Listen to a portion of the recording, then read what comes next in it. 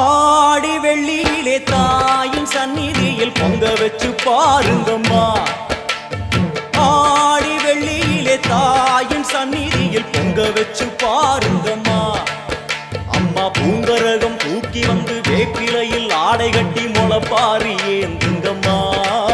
வந்து தாயவள பாருங்கம்மா, அவ வேர்காட்டு மாரியம்மா. ஆடி வெள்ளியிலே தாயின் சந்நிதியில் பொங்க வச்சு பாருங்கம்மா.